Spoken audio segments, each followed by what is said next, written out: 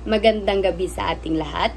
Ako po si Suzanne Samantha Tuong at aking ipapahayag ang pag-unlad ng wikang Filipino.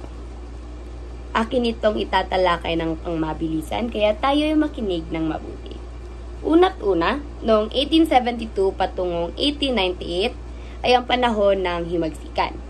Dito na itatag ang kartilya ng katipunan na nakasulat sa wikang Tagalog. Noong Nobyembre ng 1987, sa pamamagitan ng saligang batas na Biak na Bato, ay nakasaad na ang wikang Tagalog ay siya'y magiging wikang opisyal ng mga Pilipino.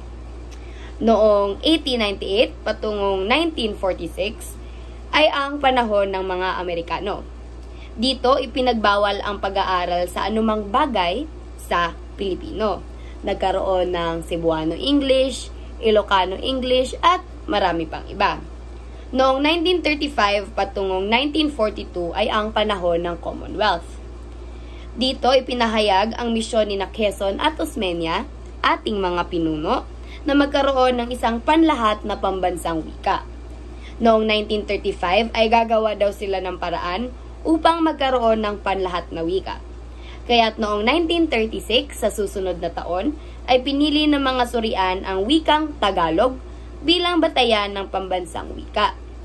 Noong 1939 ay pinasa ng mga surian sa Pangulo ang Tagalog bilang batayan ng pambansang wika na ito'y binisahan rin sa parehong taon.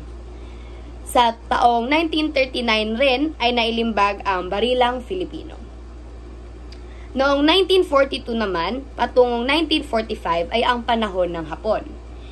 Dito nasarado ang mga paaralan at inibig ng mga Hapon na malimutan ng mga Pilipino ang wikang Ingles. Naging maunlad ang pambansang wika at umunlad rin ang panitikang Pilipino.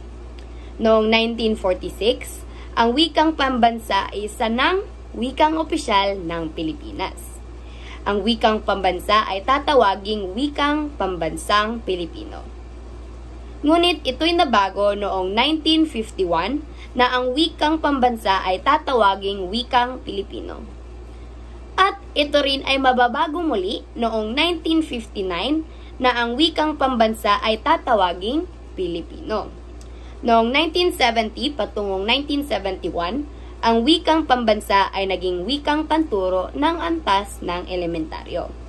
Noong Hulyo 29, 1971, magdaos ng palatuntunan sa pagdiriwang ng wikang pambansa sa Agosto 13 patungong 19. Noong 1986, pinagtibay ang implementasyon ng paggamit ng Filipino bilang pambansang wika.